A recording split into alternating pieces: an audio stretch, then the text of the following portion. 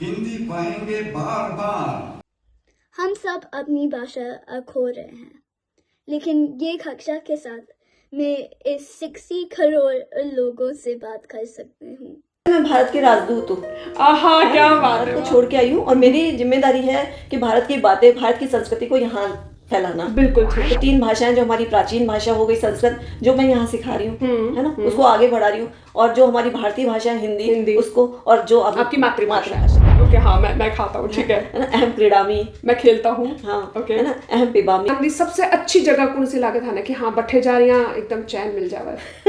सबसे मरपियर मारो as a Hindi professor है ना, तो आपको क्या लगता है कि हिंदी का क्या भविष्य है? मतलब विश्व में अगर हम देखें तो आप हिंदी को विश्व में कहाँ देखते हो? हाँ, ये जैसे मलेशिया से आती है, हांगकांग हो गई, सिंगापुर हो गई, है ना, और यूके, है ना। पर देखो, इसमें सबसे बड़ी बात है कि यहाँ के बच्चों की हिंदी बहुत अच्छी है। कॉपियाँ आती हैं हमारे मुंबई से, है ना, महाराष्ट्र, चेन्नई, है ना, और बेंगलोर, वहाँ से भी आती है इंटरनेशनल के चक्कर। उनकी हिंदी आप पढ़ोगे ना तो आपको खुद को ऐसा लगेगा कि ये बच्चे भारत में रह रहे जरा हैं। सोचिए, भारत में संस्कृत पढ़ाने वाली प्रोफेसर जब सीधे लंदन पहुंच जाए और वहाँ चारों तरफ अंग्रेज और अंग्रेजी की गिरपिट, तो ये किसी सदमे से कम नहीं होगा।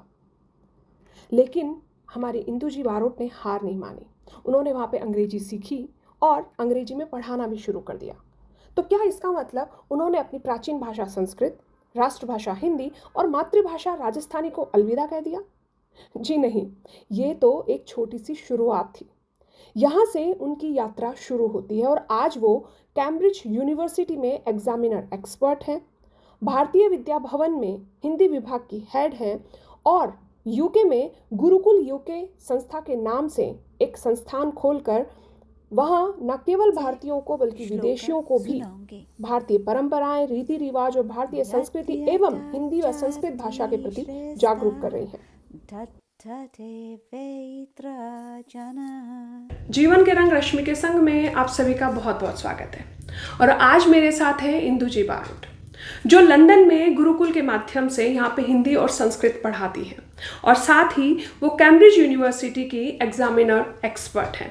तो इंदु जी, आपका बहुत बहुत स्वागत है मेरे इस शो में जो है नारी का मंच। बहुत बहुत धन्यवाद आपका।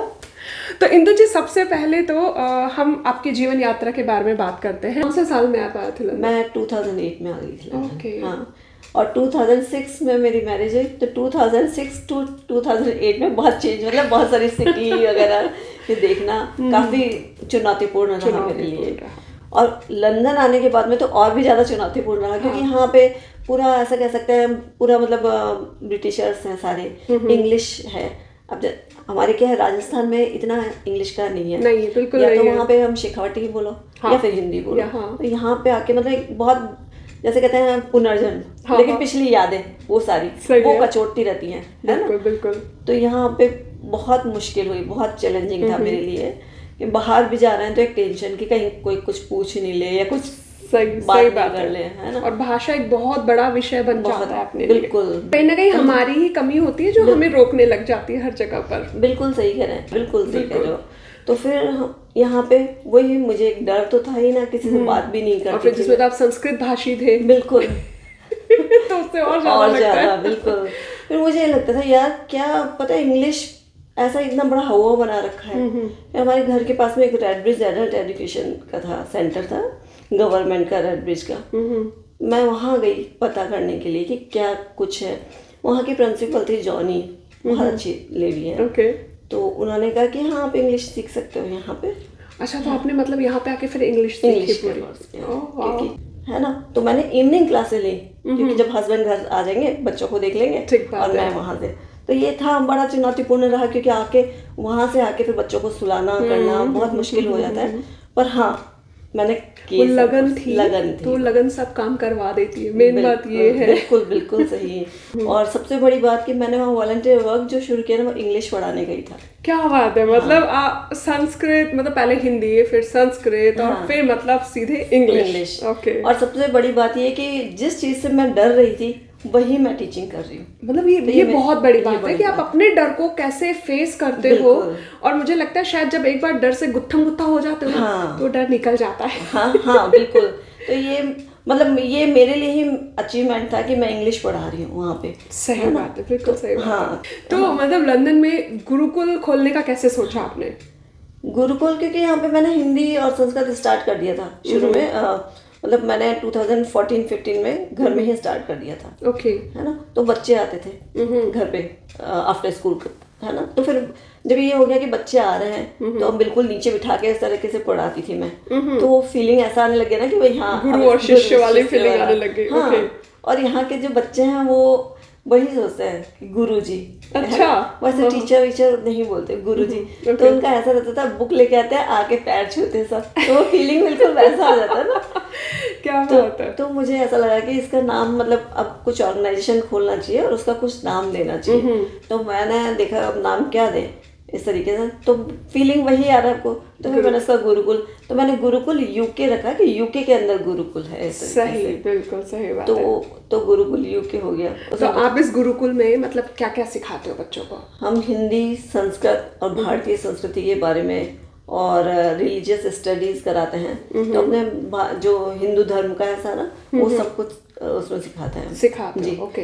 तो कुछ एक्सपीरियंस शेयर करना चाहोगे, मतलब कोई पेरेंट्स के, कोई बच्चों के एक्सपीरियंस इसके बारे में? हाँ, बच्चों के काफ़ी अच्छे रहे ना। बच्चे होली दिवाली, क्योंकि कुछ बच्चे ऐसे आए कि जिनके पेरेंट्स हैं वो दोनों जॉब में हैं, उनको यही पता नहीं कि दिवाली होती क्या है। सरप्राइज है ये, कितनी बड़ा हम लोगों के लिए मतलब दुख की बात है। देखो कि भारत के बच्चे ये नहीं जानते कि लक्ष्मी कौन है। लक्ष्मी कौन? सही बात वो है। कहते हैं कि मम्मी ऑफिस से आती है और एक दिया लगा देती है किचन में, बस, है ना। तो मैंने कहा उस दिन लक्ष्मी जी की पूजा करते हैं तो कि वो इज लक्ष्मी, ठीक है। तो फिर उन बच्चों को धीरे धीरे सिखाया कि लक्ष्मी कौन है और 3 देवता हमारे कौन से हैं, 3 देवी कौन सी हैं।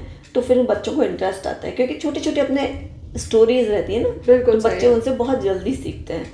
तो हमने फिर धीरे धीरे कि हिंदू धर्म क्या है उसके बारे में बच्चों को शुरू करवाया है। जरूरी है कि जब बच्चे भारत जाते हैं तो अपने ग्रैंड पेरेंट्स से बोलें, क्योंकि वहाँ वो बोलते नहीं है ग्रैंड पेरेंट्स से। सही बात है। तो ये बहुत बहुत मतलब हमारे लिए बहुत गलत बात है कि बच्चे अपने जो दादा दादी हैं उनसे अटैच नहीं हो पा रहे हैं। हाँ, क्योंकि वो भाषा बहुत बड़ा मतलब बीच में एक विरोध बन जाता है उनके लिए। तो मैं कह सकती हूँ अब हमारा गुरुकुल यूके है ना, ये एक सेतु की तरह कार्य कर रहा है ना।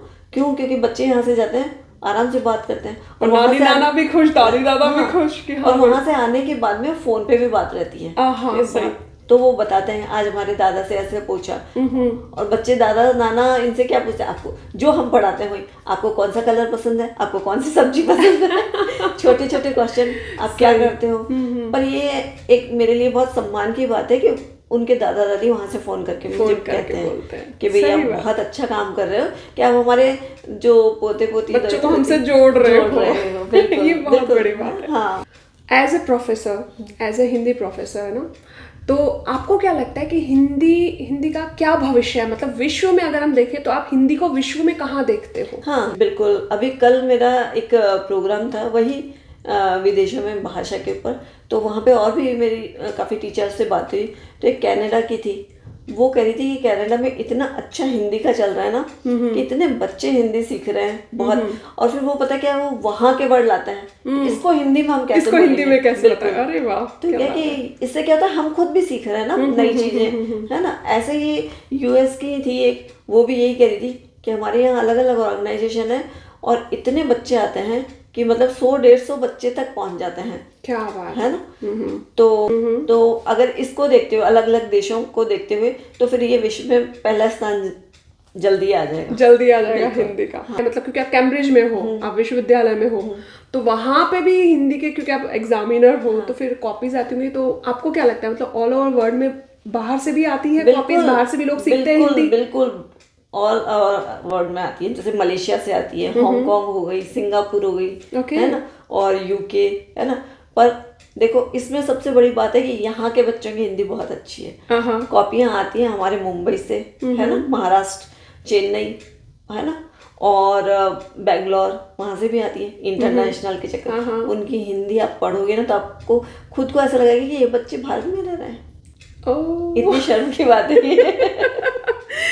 मतलब आप ये कहना चाह रहे हो कि हमारे ही देश की भाषा है और हम ही उस पर ध्यान नहीं दे रहे हैं। बिल्कुल हम उस पर ध्यान नहीं दे रहे हैं।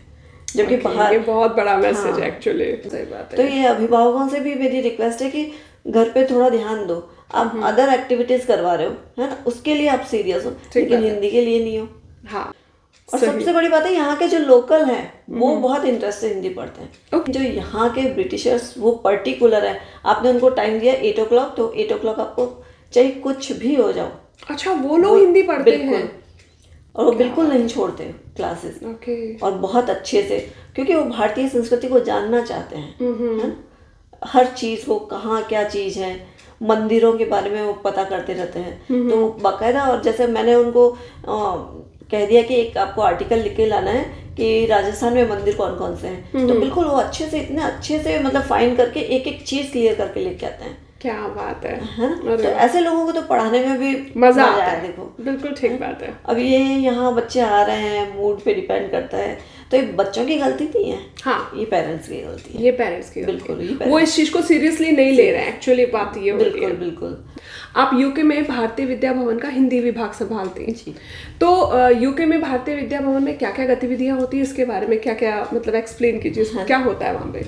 भारतीय विद्या भवन ऐसा कहेंगे, ये एक भारतीय संस्कृति का खजाना है। अच्छा, है ना? यहाँ से आपको पूरी भारतीय संस्कृति का, जैसे लैंग्वेज वहाँ पे मिल जाएगी, म्यूजिक है जो सारा, वो सब कुछ एक ही जगह, एक ही छत के नीचे मिल जाएगा। ओके। और ये बहुत पुरानी ऑर्गेनाइजेशन है, आई थिंक 1952 में शुरू हुई थी ये, और अभी तक चल रही है। अगर वहाँ आप जाएंगे तो वही गुरुजी अच्छा, वाली फीलिंग है, गुरु और शिष्य वाली फीलिंग है पूरी। ओह वाह।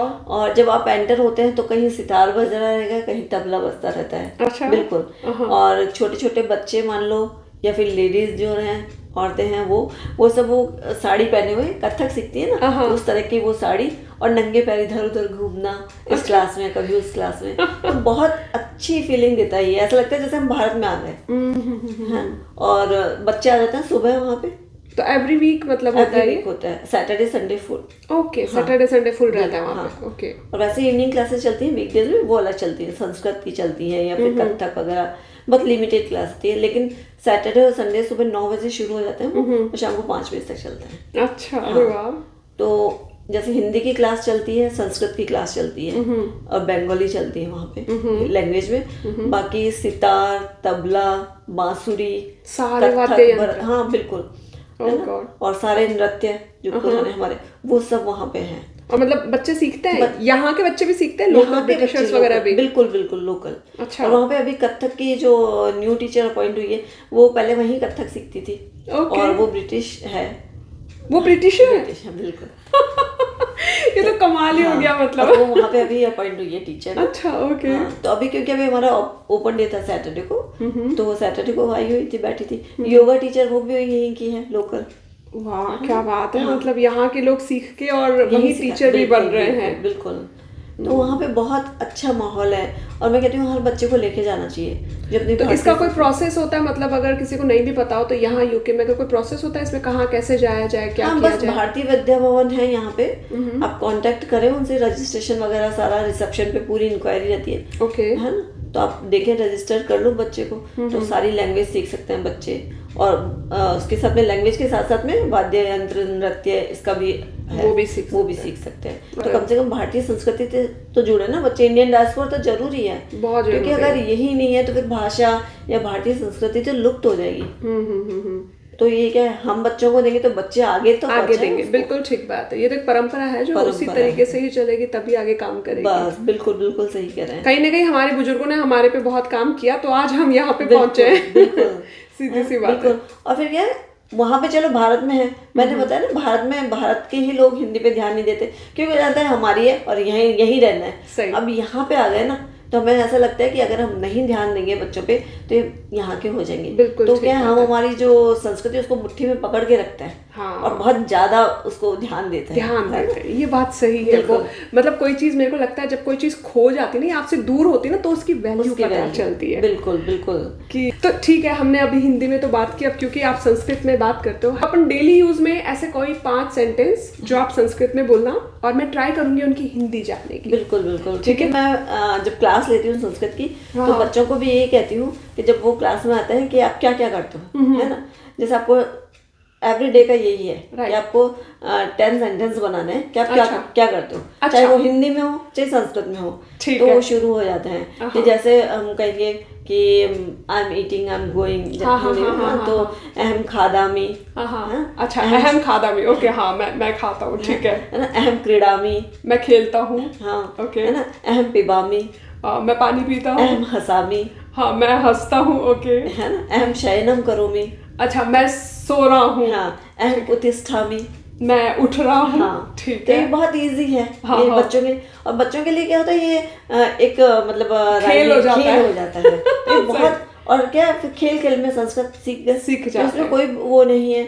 अगर हम इसी को कहेंगे आपको फ्यूचर में करना है ना, तो अहम खादिष्यामि, हाँ, अहम गमिष्यामि, हाँ। तो उसमें बता देंगे भाई यहाँ सब्जेक्ट के साथ में ये लगेगा। हाँ। तो ये चीजें बच्चे बहुत Easily catch कर लेते हैं। इजीली कैच कर लेते हैं। ओके, तो अगर कोई छोटे बच्चों को आपको कहना हो कि भाई ना फल और सब्जियां बहुत सारी खाओ और कुछ फल का नाम बताओ, तो आप कैसे बोलोगे? हाँ, जैसे फलों के बारे में हम बताते हैं, जैसे केला हो गया कदली फलम, है ना, जंबीर फलम हो गया नींबू, अच्छा, जंबीर फलम, हाँ, नींबू को बोलते नींबू हैं, को बोलते अच्छा, हैं, है ना। तो ये अलग अलग है। तो हम उसको कहेंगे कि कदली फल, ये हो गया सिंगुलर, तो कदली फलानी, है ना, अच्छा, बहुत सारे, कदली फलानी, कालिंदानी, कालिंदानी, वाटरमेलन, अच्छा, वाटरमेलन, कालिंदानी, हाँ, ओके, है ना, कालिंदानी, सेवानी, सेब, है ना, हाँ, जंबीर फलानी, हाँ, नींबू, है ना। फिर तो ये हो गया कदली फलानी, है ना, कालिंदानी, सेवानी, जंबीर फलानी, चखाद, हाँ, चखाद मीन्स खाओ, खाओ, तो ओके। बलम तु प्रतिदिनम नित्यम प्राप्नुहि, इससे आप स्ट्रॉन्ग बल मिलेगा, है ठीक ना। है, अच्छा, फिर इसी को हम सब्जियों में ले लेते हैं कि सब्जियां, तो सब्जी को बोलते हैं शाक, शाक, तो सब्जियां प्लूरल हो गया तो शाकानी, तो शाकानी। उसमें अलग अलग हो जाएंगी। जैसे पालक्या, इजी है, समझ पालक क्या? पालक, अच्छा, हरिद्रा, हरिद्रा? समझ सकते हो? हरा धनिया, नहीं, तो हरी सब्जियां, हल्दी, अच्छा, हल्दी, ओके, है ओके, ना। हाँ, फिर पालंग शाकह, और है ना, हाँ, पालक का साग, नहीं वो तो पालक क्या हो गया था ना। हाँ, तो पालक के साग में क्या हुआ?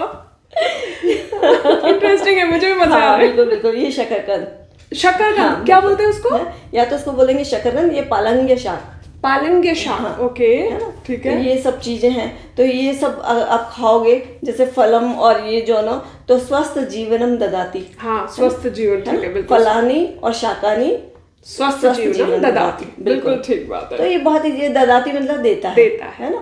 तो अगर हम कहें कि अहम पुष्पम ददामी, तो इजी हो, तो जैसे आपने बोला कि ददाती, तो ददाती देता है, ददामी देता हूँ, तो ओके, तो एक जैसा हमने वह पकड़ लिया, फिर उससे बच्चों को आगे आगे सिखाते रहते हैं। सही बात, कि जैसे आप बोला कि ये मुझे दो, तो हम कहेंगे ददातु, हाँ, ठीक है, हाँ, तो जब बोलते हैं तो हम कहते हैं शयनम करो तू, तो बच्चे इशारा कर देते हैं, अच्छा, खादतु, तो खादतु, पीबतु, मतलब हम ऑर्डर दे रहे हैं उसे, और हम कहेंगे अहम पिबामी, अहम खादामी, अहम चलामी, तो मैं करता हूँ, तो उस तरीके से धीरे धीरे हम सिखा देते हैं बच्चों को, छोटे-छोटे, बिल्कुल, और बड़ा इंटरेस्टिंग लगता है सीखते हैं बच्चे ना, तो बड़े मजे आते हैं फिर तो, बिल्कुल बिल्कुल, क्या बात है, आपको सिखाने में मजे आते हैं और बच्चों को सीखने में मजे आते हैं, बिल्कुल। सबसे मेन बात ये है। बस ये अपनी मातृभाषा तो राजस्थानी मारवाड़ी है, तो मारवाड़ी में अगर मैं बोलूँ थाने राजस्थान री कौन सी 3 बातें बहुत अच्छी लगे कि ए तो मतलब हमारा काजा में एकदम बसेड़ी है?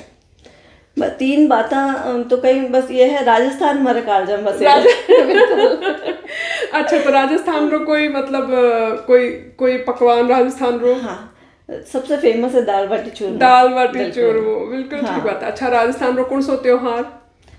त्योहार गणगौर, क्योंकि गणगौर में पैन कर पको रहे है ना, और बिल्कुल आप त्योहार की तरह मनाओ, बिल्कुल ठीक बात है, ठीक है। राजस्थान री सबसे अच्छी जगह कौन सी लागत है ना कि हाँ बैठे जा रही एकदम चैन मिल जावे? सबसे मरपियर कोई सी भी जगह हो, बस वो है सबसे ज्यादा। बहुत सही बात है ये।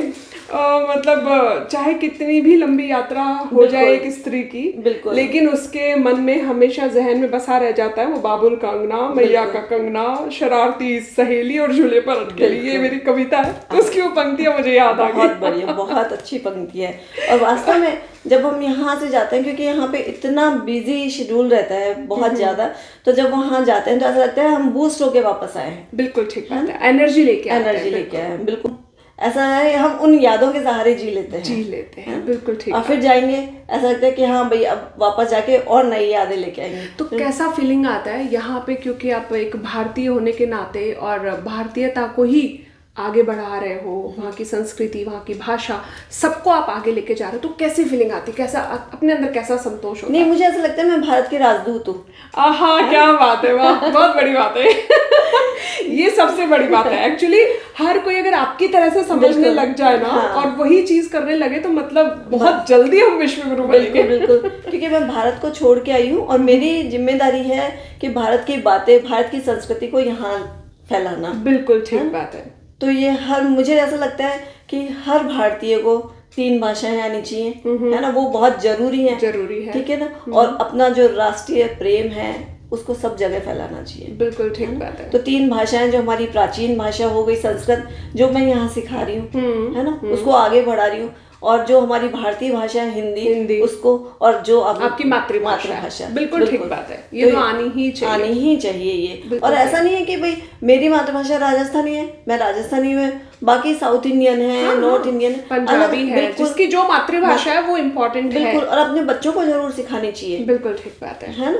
तो ये जरूरी है। मैंने बच्चों के लिए एक छोटी इसमें लर्न राजस्थानी करके एक किताब भी लिखी थी। अच्छा, ओके। तो वो उसमें बहुत छोटे छोटे हैं, डायलॉग्स छोटे हैं, और सब कुछ उसमें सब चीजें हैं। आप देखें कि जो बच्चों के फ्रूट हैं हिंदी के, वो मारवाड़ी में, ओके। बहुत मुश्किल हुई थी मुझे ढूंढने में, करने में, है ना, उनकी पिक्चरें लेने में, क्योंकि सब कुछ मैंने किया था, ठीक बात, टोटल चीजें। और इसको मैंने अमेज़न के थ्रू पब्लिश भी मैंने ही किया था। मतलब ये बहुत बड़ी बात है, आप में इतना पैशन था इस चीज का कि मुझे तो भाषा के ऊपर काम करना ही है, और वो आपने किया भी। सबसे बड़ी बात ये है, क्योंकि हम देखते हैं ना कि बच्चे कितना स्ट्रगल कर रहे हैं यहाँ के, बिल्कुल हर चीज के लिए इतना, तो उनको कम से कम एक चीज बंद करके पूरा एक किताब के रूप में दे दे उनको ना, वो ताकि जुड़ सके अपनी संस्कृति से, जुड़ सके, क्योंकि भाषा ही एक ऐसा माध्यम है जो आपकी संस्कृति, आपकी परंपरा, आपके रीति रिवाजों से आपको जोड़ कर रखती है।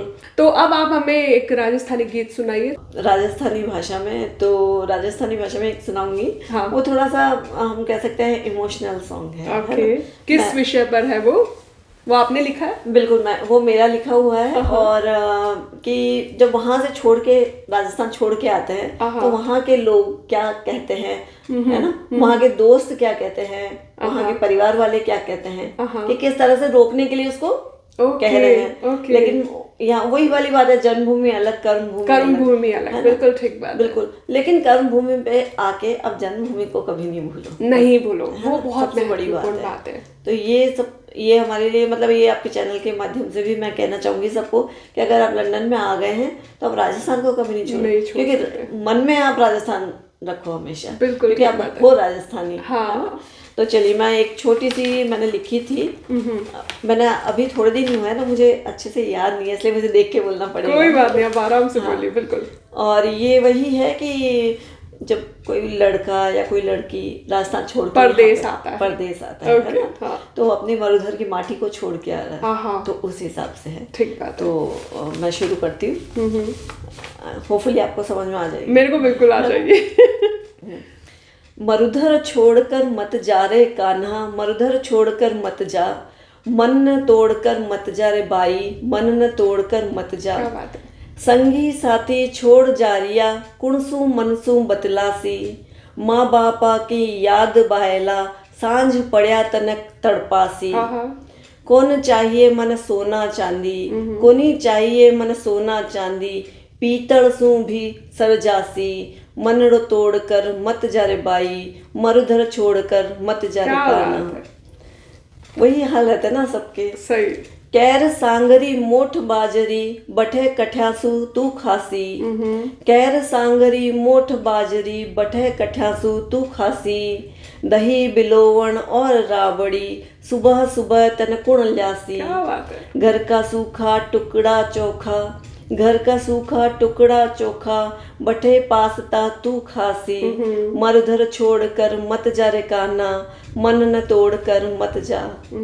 बीकानेरी भुजिया पापड़ दाल चूरमा ढूंढाड़ी, जोधाणरी प्याज कचौरी साग सेवरो नेवाड़ी। अरे सकराता की देख पतंगिया आँखें आंसू भर आसी। मरुधर छोड़कर मत जा रे कान्हा, मन न तोड़कर मत जा। भाई बहन बाट टकेला, भाई बहना बाट टकेला जद आवे होली राखी। माँ बापारी उम्र होएगी जाने कुण कद चल जासी। सही। घर न छोड़कर मत जा रे कान्हा, मन न तोड़कर मत जा रे कान्हा। दूध लापसी कुण खासी, घणी मोकली रोटियां अठीने, घणी मोकली रोटियां अठीने। मिलकर रूखी सूखी खास्या, मरुधर छोड़कर मत जा रे कान्हा, मन न तोड़कर मत जा। क्या बात है भाई, बहुत बहुत बहुत ही सुंदर, बहुत इमोशनल कविता। बहुत इमोशनल, बिल्कुल बिल्कुल। और यहाँ बैठे रहते हैं तो आप देखें गूज़बम्प आ गए मुझे भी। सही बात है, बिल्कुल बिल्कुल। मेरे को खुद कैसे फीलिंग आ गई एकदम। और परदेश में देश की बहुत याद आती है। वो बिल्कुल आपकी इस कविता में एकदम झलक के आ रहा है। और मुझे लगता है कि सबसे इम्पोर्टेंट बात ये कि हम चाहे जहाँ पर भी रहें, पर भारतीयता जो हमारे हृदय में बसी है वही हमारी सबसे बड़ी पहचान। बिल्कुल बिल्कुल। इस पूरे पॉडकास्ट से एक बहुत इम्पोर्टेंट मैसेज कि आपकी मातृभाषा हिंदी भाषा, हमारी प्राचीन संस्कृत भाषा, वो भाषाएं हमारी संस्कृति, हमारी धरोहर है, हमारी परंपराएं, हमारे रीति रिवाज, हमारे त्योहार, इवन हमारे आने वाले भविष्य का सबसे बड़ा एक अवसर है। तो उन भाषाओं को आप भी पूरी तरीके से महत्व देकर के अपने बच्चों को ज़रूर सिखाएं और अपने बच्चों को अपनी मातृभाषा, अपनी ज़मीन और अपनी मतलब हिंदी भाषा और अपनी प्राचीन भाषा से जोड़ कर रखें। तो थैंक यू सो मच मतलब इंदु जी आपका इस शो में आने के लिए और हमसे इतनी सारी बातें और दिल खोल कर बातें करने के लिए बहुत बहुत धन्यवाद। बहुत बहुत धन्यवाद। तो प्लीज़ ये शो सभी के साथ आगे ज़रूर बढ़ाइएगा, क्योंकि आपका एक शेयर, लाइक और कमेंट मुझे और भी कुछ बेहतर करने के लिए प्रेरित करता है। तो बने रहिए मेरे साथ फिर एक नई कहानी के लिए। तब तक के लिए धन्यवाद।